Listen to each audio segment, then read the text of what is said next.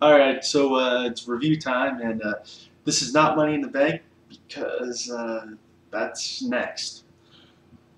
I watched the show before that, and it was Supercard of Honor 6 from Chicago Ridge, and yeah, obviously the crowd was great, and so was the show. But I'll get to the specifics now.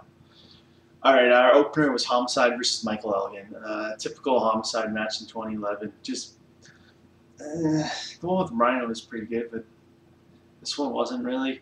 Uh, Terrible decision. Delirious must have been smoking crack in the back when he came up with this match, but whatever.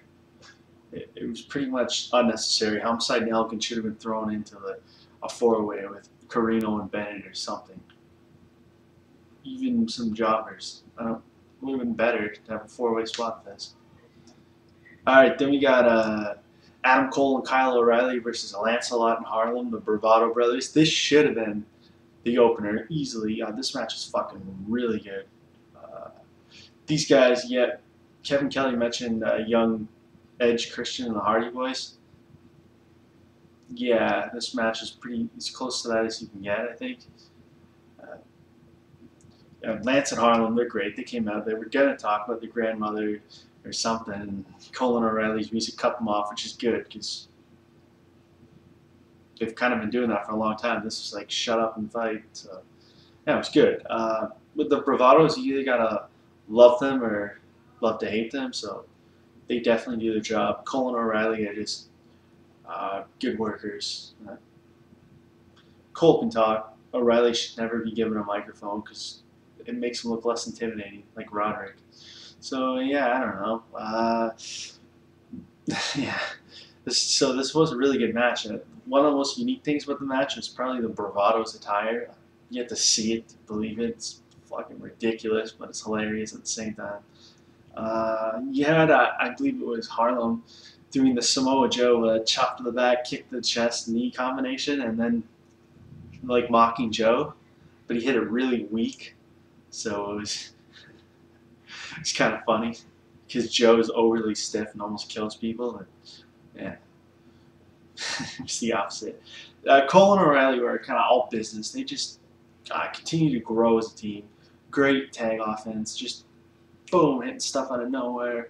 And at one point there was a dual high kick to Lance Bravado, and it actually caused a concussion, which was unnecessary. They should just kicked him in the chest and the back. They even tried to pick him up after. He was pretty much limp. Definite concussion. Wasn't acting. Yeah, we got to cut down on concussions in wrestling, boys. Benoit. All right, then we, well, I don't want to spoil who won that match, but yeah, it doesn't really matter. They had another match, so. All right, then we had like a good pre-match thing with Corino and Mike Bennett on the mic, kind of an exchange, which was good. Sadly, Bennett's not like that in the ring. He's all right with the right opponents. Spoiler alert. Jimmy Jacobs is the sponsor of Steve Corino, and he cut an outstanding promo and just kind of got everything off his chest. And officials eventually interjected and sent him out of the building, and he didn't. Jacobs put up no fight, which is, showing a sign of recovery. Then we had obviously Steve Corino and Mike Bennett, which started with a sucker punch after Jacobs being ejected, distracted Corino. Yeah, I don't know. This match it was like the Toronto match, only slightly better. Corino broke with the ring bell to the testicles, rung the bell or balls, Bennett. So that was, I don't know, it was pretty good. Old school type of brawling match, not weapons or anything, but the crowd liked it, and the finish was good. And yeah, the Corino angle continues. All right, then we had Chris Hero versus El Generico. A lot of people are expecting a lot from this match. I mean, I guess you would, but it's a super card. It's stacked. I think this should have gone a little bit longer, but I like that it didn't go overkill because so many matches in ROH go overkill and it's dumb. The finish was Russo-esque though. It wasn't as bad as Russo would do it, but it's still restarting a match. Uh, that's almost always a bad idea unless it's mid card. All right, then we had Charlie Haas versus Davey Richards. This is why it's called Super Card of Honor because that is kind of a dream match. It's kind of like Angle Benoit. Uh, I don't know. I give this one like 77%. We get the respectful handshake, but then these two kicked the shit out of each other like they wanted one another to die from head trauma. Yeah, holy suplex city that man. There was probably like 39 German suplexes, not 39, 20 maybe at the most. That's still a lot. It's kind of reminiscent of Benoit Angle.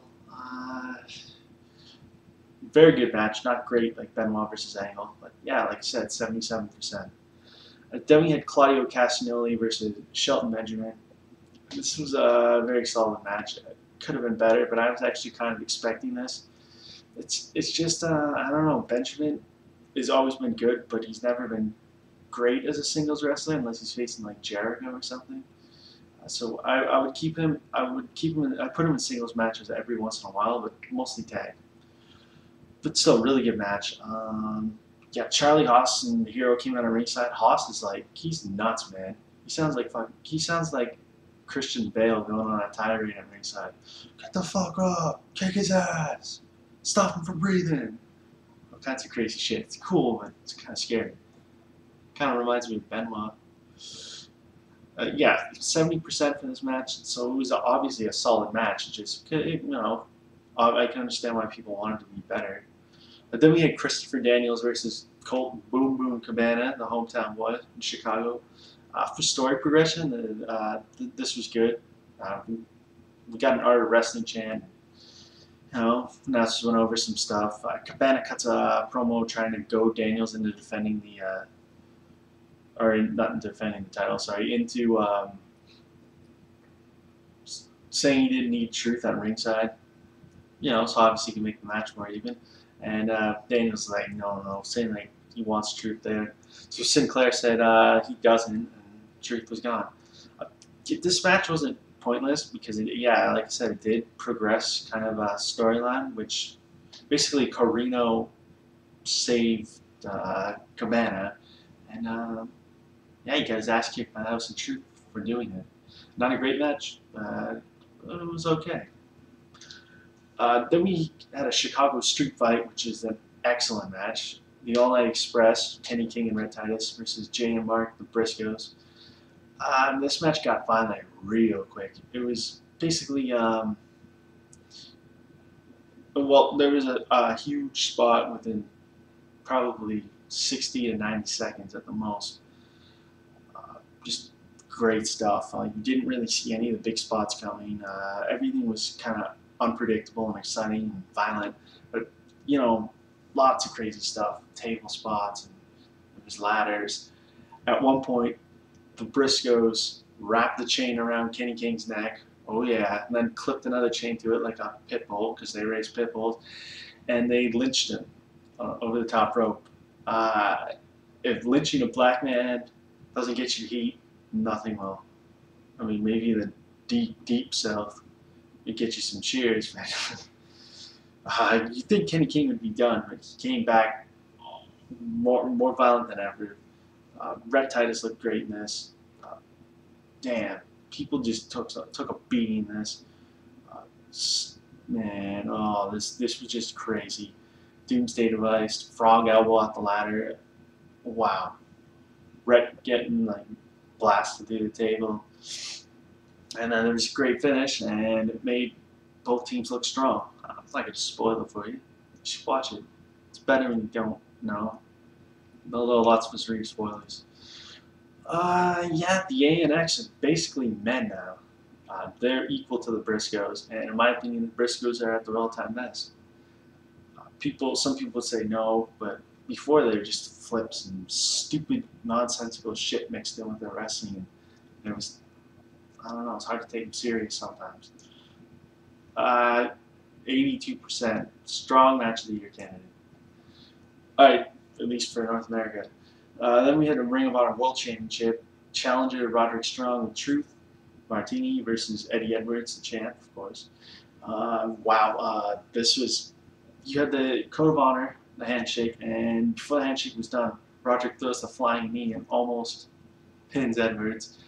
This got started fast, and it was furious, and it pretty much did not stop at all, pace-wise.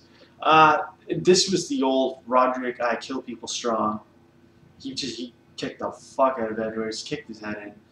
Luckily, Eddie, I'll hit you so hard your grandchildren will suffer from eternal bleeding. Edwards showed up as well, so yeah, kind of evened it up a little bit. But this match just came down to a battle of wills. It came down to like who has more heart, and, like will to go on. There were stiff strike exchanges, Gibson driver on the apron on the floor, which actually wasn't as hard I think as the strikes, the Gibson driver. So yeah, it's great. Edwards just kept coming forward no matter how hard he got hit, which he is like pro wrestling's Rocky Balboa. He may not be the best, but he'll outwork anyone. It's kind of that. Yeah, just great match, certain match of the year contender.